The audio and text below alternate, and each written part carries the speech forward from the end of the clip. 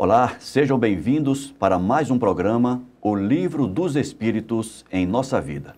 Eu sou Ricardo Honório e este é o programa de número 276.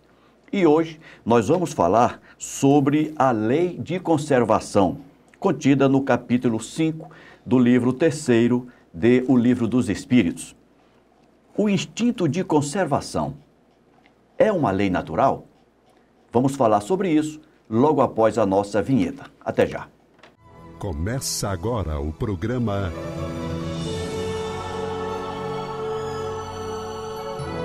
O Livro dos Espíritos em Nossa Vida. Almeida, seja bem-vindo para mais um programa. Obrigado, Ricardo. Obrigado à companhia de cada um de vocês que nos acompanham pelas mídias da Comunhão Espírita de Brasília.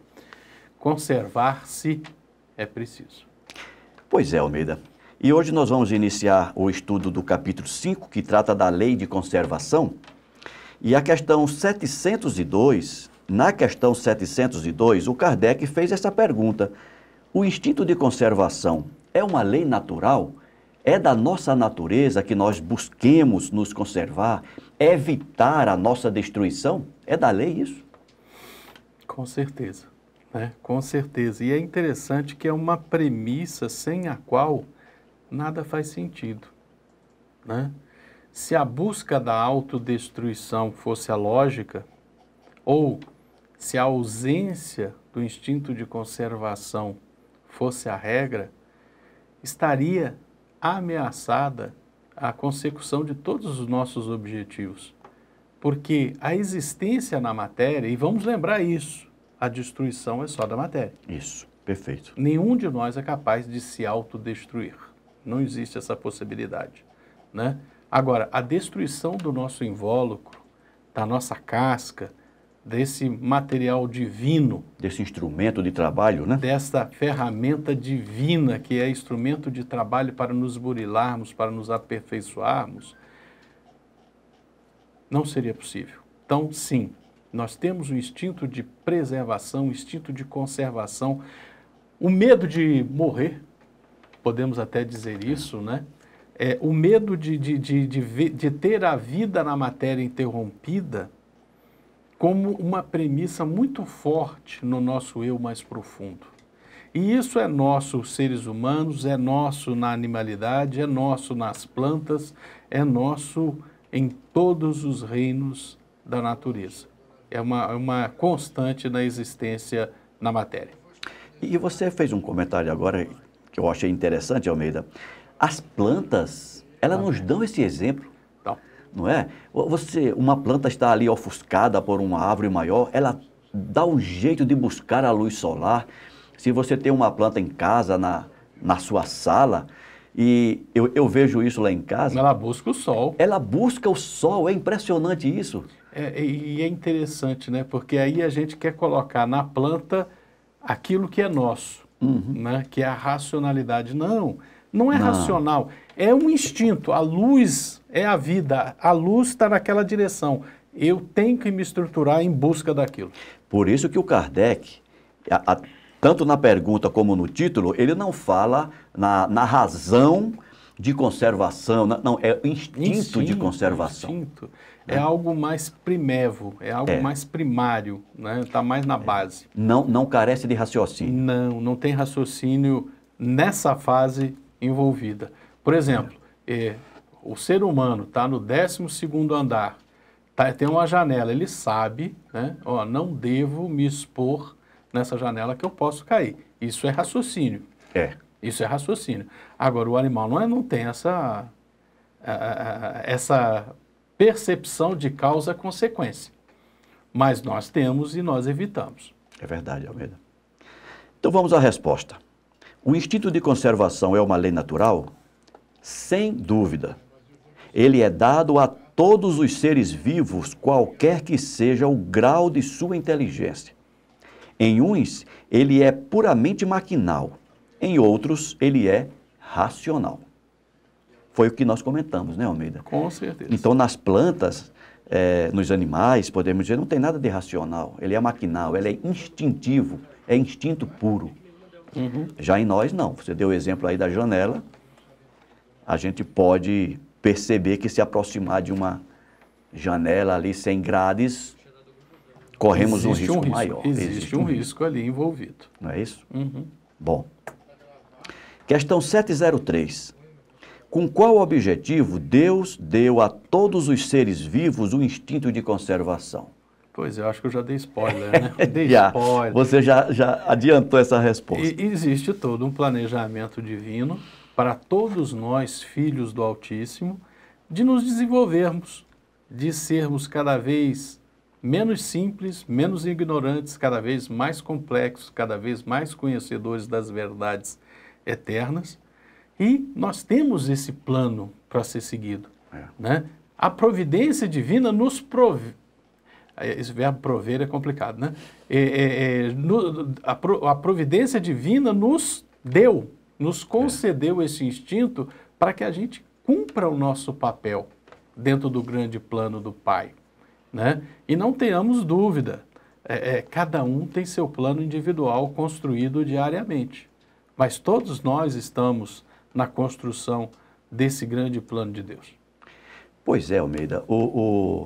Tem um ditado popular que diz que o pior aluno é aquele que não quer aprender. O pior aluno é o que não quer aprender. Você insiste em ensinar, mas ele não quer aprender, vai fazer o quê? Por outro lado, o inimigo mais difícil... É você mesmo. Não, é aquele que não tem medo de morrer. Estou pensando numa guerra. Né? Se você luta com o inimigo, porque numa guerra, o objetivo é eliminar o outro. Se o outro não teme a morte, facilmente ele será eliminado. Ele será facilmente eliminado. Se ele não tiver um instinto de sobrevivência, é fácil dele ser destruído. Ele vai ser eliminado.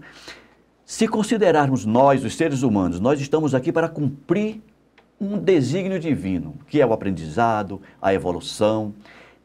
Se não tivéssemos um instinto de conservação e em cada embate, em cada dificuldade, nós buscássemos a solução pela morte, não ia progredir. Como é que a gente ia progredir? Não ia. Né?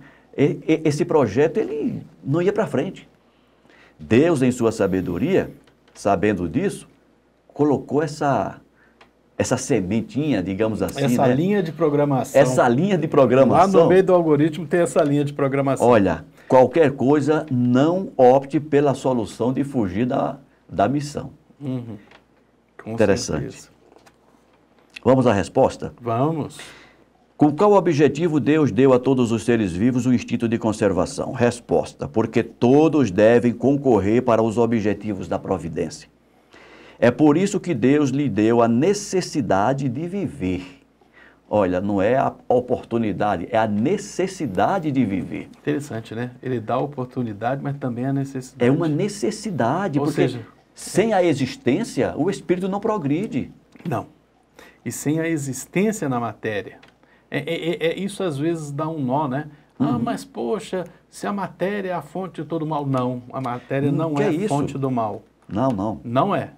Não é. A matéria é uma ferramenta, como você ainda há pouco colocou, do mesmo jeito que o nosso corpo. A matéria também é uma ferramenta divina colocada à nossa disposição. A gente tem que perceber essas coisas. Nós vamos ver alguns programas à frente falando sobre a nossa exposição às benesses da matéria, né? Que é o que dá esse entendimento de que o mal está na matéria. Né? Não, mas por que Deus deu a oportunidade de a gente experimentar as benesses? Sim, para que você tenha objetivos a atingir e ao buscar esses objetivos, você desenvolve sua inteligência, etc, etc. E ao mesmo tempo para que você aprenda a dominar os instintos de querer além do necessário. E ir além. Ir além. Mas na frente nós vamos comentar isso. É por isso que Deus lhe deu a necessidade de viver. Aliás, a vida é necessária ao aperfeiçoamento dos seres e eles o sentem instintivamente sem se aperceberem disso. Com certeza. Aí está o instinto de conservação, duas questõezinhas apenas. É interessante que você falou uma coisa importante aí no meio, né? Uma das maiores provas da infinita sabedoria de Deus é Ele ter montado tudo de tal forma, uma máquina de funcionamento tão perfeito, que nos conduz todos ao objetivo maior, sem que Ele haja. Porque as leis já são perfeitas. Ele já deu os meios, já deu o plano dele criou necessidades e ele proveu os meios. Para atingir essas necessidades. Atender essas necessidades, né, Almeida? Almeida, vamos falar agora sobre os meios de conservação. Nós acabamos de comentar o instinto de conservação, sua necessidade, sua importância, e agora vamos falar dos meios. E na questão 704, o Kardec perguntou: Deus, dando ao homem a necessidade de viver, fornece-lhe sempre os meios? De novo você deu spoiler. É interessante porque é de uma lógica. Hoje em dia não existe mais relógio mecânico, né? Todo mundo usa o relógio a quartz, né? Então a gente perdeu aquela beleza de ver aquelas engrenagenzinhas, a molinha impulsionando a catraca girava uma catraca menor, que impulsionava uma terceira, até chegar na catraquinha que girava os ponteiros do relógio. É mesmo, verdade. E o relógio mais simples que fosse, tinha pelo menos 2 ponteiros. Ou seja, um ponteiro que dava 360 graus a cada 12 horas e o outro a cada hora. Dos minutos. E quando tem um terceiro que é o dos segundos. Então, perdeu-se essa noção do que é uma máquina mecânica de um relógio. E se a gente parar para pensar, a criação divina é uma máquina maravilhosamente ajustada para funcionar não apenas pelos milênios, nem pelos bilênios, mas por toda a eternidade. Né? Porque os equipamentos, então cada necessidade tem a provisão dos meios. Tudo em a natureza, tudo existe de forma a se encaixar no outro com uma perfeição incrível. E de uma maneira tão incrivelmente formulada que a gente esquece da existência de Deus. É mesmo, Almeida. A gente se acostuma com as coisas funcionando diariamente e a gente esquece de se perguntar quem foi que arquitetou isso, né? Como é que do acaso geraria tanta causalidade e consequência encaixadinha? Que acaso poderoso seria esse, causador de tanta harmonia? Aliás, eu me lembro de um estudo, que é coisa do meu ensino médio. Se as coisas fossem ao acaso, diante do número infinitesimal aí de estrelas que existem, em tantas galáxias que existem, mesmo por um acaso, se tudo fosse acaso, teria que existir mais de... Na época, o livro que eu li, eram 28 planetas em que foi desenvolvida a civilização humana. Né? Isso aí foi um estudo esses cientistas que fazem essas matemáticas aí, né? Olha, dos bilhões e bilhões e bilhões e bilhões de planetas, vai ter um que vai desenvolver vida baseada numa série de carbono que pode desenvolver um ser humano. 28 ou 29, era uma coisa assim. Impressionante. Impressionante. Então vamos lá. Deus, dando ao homem a necessidade de viver, fornece-lhe sempre os meios? E a resposta é sim. E se não os encontra, né? Se o homem não encontra esses meios, é porque não os compreende. Deus não poderia dar ao homem a necessidade de viver sem dar-lhe os meios. Por isso faz a terra produzir para fornecer o necessário a todos os seus habitantes. Porque só o necessário é útil. O supérfluo não é jamais. Pois é, né? A gente é altamente desperdiçador, a gente quer, que é um exercício do ego, muito mais do que a gente precisa. Muito mais do que a gente precisa. A gente deveria pensar isso todo dia. Quer sempre mais, é insaciável, né? A gente quer, a gente quer um carro, mas não apenas um carro, você quer um carro novo. É. Eu não quero apenas um carro novo, eu quero um carro novo com ar-condicionado. Eu não quero apenas um carro novo com ar-condicionado, eu quero um carro novo com ar-condicionado, mas com, como é que é? Câmbio automático. Automático. E isso se aplica a carro, se aplica a casa, se aplica a eletrodomésticos. Eu lembro que quando já tive a oportunidade de dizer para você, né? Os primeiros 6 anos da minha vida, meus pais moravam numa favela. É, falou. A gente tinha Cara, era a cama dos meus pais, tinha uma geladeira, tinha um fogão, não tinha chuveiro, tinha um chuveiro elétrico, tinha um sofá na sala, não tinha televisão, né? E era uma casa padrão. E se vivia. E se vivia muito bem. É. Se vivia muito bem. Hoje em dia, a gente, se não tiver liquidificador, batedeira, a casa não está montada. É. Né? Se não tiver uma mesa com 8 cadeiras bonitas, lustrosas, não, mas que vergonha a sua casa, né? Não, e depois de 5 anos de casado, mas essa mesa já faz 5 anos que a gente está com ela, é preciso modificar. Não precisa trocar, É gente. preciso, não, mas tem que trocar.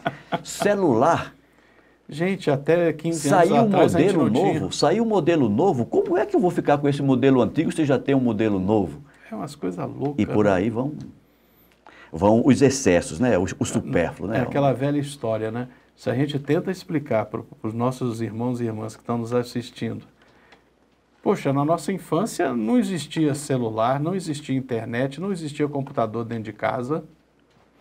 Quando uma família tinha um carro que andava, já era muito, era luxo.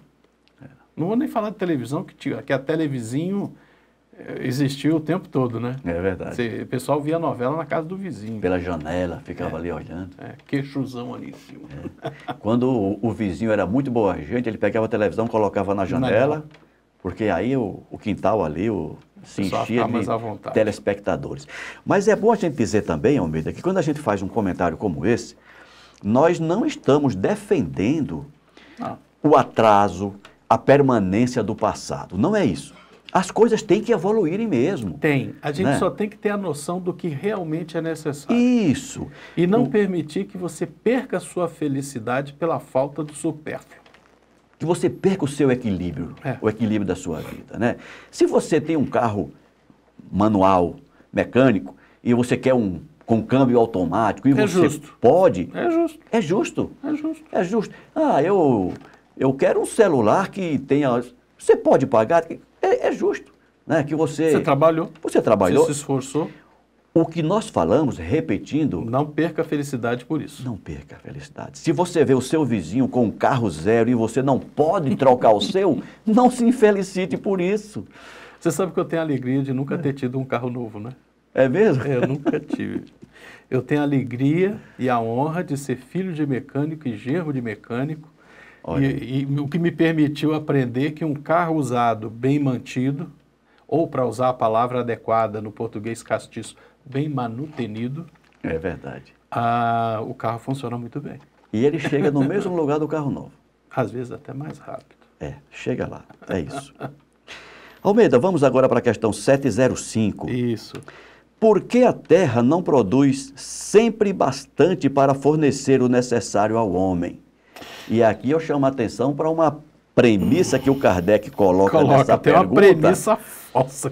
Que é falsa, né? Você estudou silogismo também, né? Sim, tive que estudar. Premissa 1, premissa 2, conclusão. Isso. Então, essa premissa do Kardec de que a terra não produz o bastante, eu acho que é falsa. Mas vamos lá. Por que a terra não produz sempre o bastante para fornecer o necessário ao homem? Bom, vamos derrubar a premissa falsa, não tem como. Primeiro, terra produz tudo que você quiser. Você tem que trabalhar, né? Exato. É aquela história. Mesmo se você não trabalhar, a terra sozinha produz muita coisa. Né? Te oferece muita coisa. Oferece. Nós estamos aqui em Brasília. Nós estamos aqui, início do verão, já estamos com o verão já em meio. Se você sair pelas ruas, você vai encontrar manga, Jaca. Você vai encontrar jaca, você vai encontrar abacate, É. amora. Amora, é verdade. Amora pretinha. É. Gente, e é uma característica de Brasília. Não sei se Sim. lá em Águas Claras também é assim, mas aqui no plano piloto, meu pai, o que tem de árvore frutífera é uma grandeza. E nós, Brasil, somos abençoados. Então a terra já produz muito sem nossa ajuda. Agora, se nós trabalharmos, aí a gente consegue muito mais, né?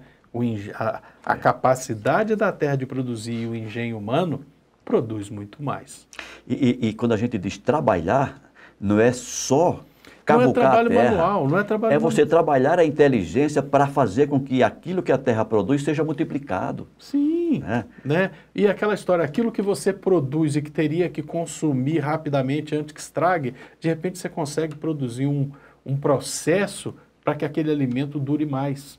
Seja Sem mais perder lenta o suas processo de características. maturação, né? De apodrecimento, né? Proteger o alimento. É verdade. Eu estava vendo esse final de semana um programa falando sobre isso. Exemplo, você colhe o milho. Se você pega um milho e joga ele na tulha, ele vai mofar, porque ele tem umidade, ele vai fermentar. E o milho fermentado não dá para comer, ele vira veneno, né? Quem não sabe fica sabendo, vira veneno. Verdade. Aí o que acontece? Você pega um milho, mas submete ele a um processo de secagem natural, é botar debaixo do sol. Sim. Ele vai durar muito mais. Isso é uma coisa que o engenho humano descobriu sem botar veneno no alimento. A gente fazia isso. Eu lembro quando era criança lá na Botar Paraíba. no terreiro, né? Rapaz, a gente tinha um terração lá. De terra batida, tá, gente? Dificilmente era de cimento. O nosso era de cimento. Mas já era de cimento? Já é de cimento. Já está muito perto da cidade. E a gente, era o milho, era o feijão, colocava lá, ficava... feijão.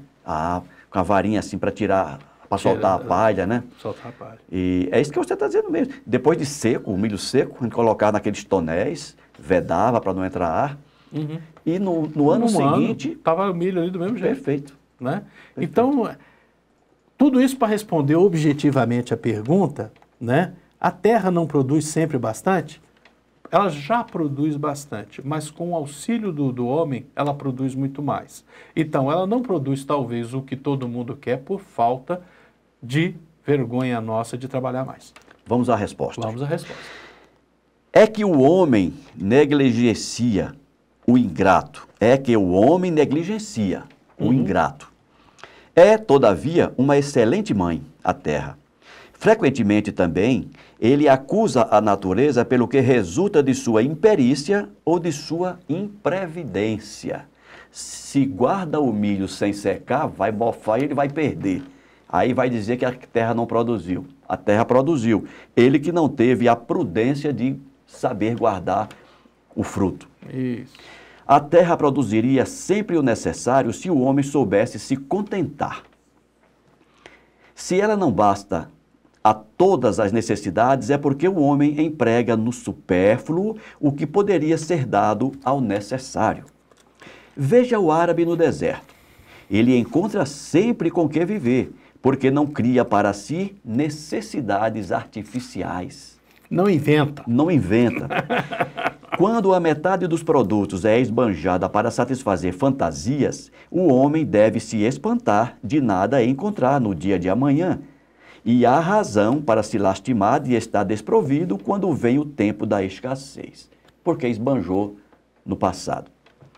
Em verdade, eu vou-lo disse, não é a natureza que é imprevidente, é o homem que não sabe se regrar. Não sabe se colocar diante do processo, vai perder os produtos da terra. Cabe mais uma questão. Cabe sim. 706. Por bens da terra, somente deve-se entender os produtos do solo, Almeida? É do solo, do subsolo, da atmosfera. Gente, quando a gente fala produtos da terra, não estamos falando só do arroz com feijão, nós estamos falando do minério de ferro, que torna possível a gente forjar minério de ferro, forjar o aço, forjar todos os metais. Nós estamos falando do oxigênio que nós respiramos, do nitrogênio que nós aprendemos a fixar na terra para que ela produza mais, né? Tudo é bens da terra. Tudo vem da terra, Eu acho que a gente tudo vem da poderia até natureza. até ir mais longe, Almeida, considerando que estamos encarnados numa matéria densa e que é similar aos elementos que compõem Até o nosso a corpo própria é da Terra. O nosso corpo é da Terra. E veio da Terra e volta para a Terra. E volta para lá. Tudo aquilo que a gente engenha, né? Com a nossa inteligência, com as nossas... Enfim, tudo é da Terra, tudo vem daqui e tudo fica aqui. A não ser as lições que vão... Que nós só levamos daqui o que aprendemos. O que aprendemos, não é isso? Então vamos lá, Almeida. Por bens da terra, somente deve-se entender os produtos do solo? Resposta. O solo é a fonte primeira, Sim. de onde provém todos os outros recursos. Porque, em definitivo, esses recursos não são senão uma transformação dos produtos do solo. Sim. Né? A própria água está ali no solo. O carro que você anda é um produto do solo, porque o ferro vem do minério, né, o material. O antimônio, o alumínio. Tudo. O plástico veio do petróleo, o pneu veio de uma seringueira. Ou do petróleo. Né, isso, tudo hoje em isso. dia é misturado. Pois é. Por isso é preciso entender pelos bens da terra tudo aquilo de que o homem pode desfrutar neste mundo. Sim. Tudo que vivemos neste mundo, tirando o espírito, o restante é da terra. Até o perispírito. É o que eu ia dizer agora. Até o perispírito é da terra. Ele é terráqueo, digamos assim. É terráqueo. É terráqueo. Almeida, o nosso tempo está se esgotando. Agora tá esgotando. Vamos ficar por aqui. Hoje nós fomos da questão 702 a 706, falamos de instinto de conservação e meios de conservação. E na semana que vem, nós ainda continuaremos falando sobre os meios de conservação. Almeida. Sim. Muito obrigado. Obrigado, Ricardo. Obrigado a cada um de vocês que nos acompanham pelas mídias da Comunhão Espírita. Se gostaram, deixem o joinha. Não gostaram, e digam por que não gostaram. O programa é de vocês. Forte abraço. Um abraço, Almeida. Um abraço para vocês. Até a próxima semana, se Deus quiser. Tchau, tchau.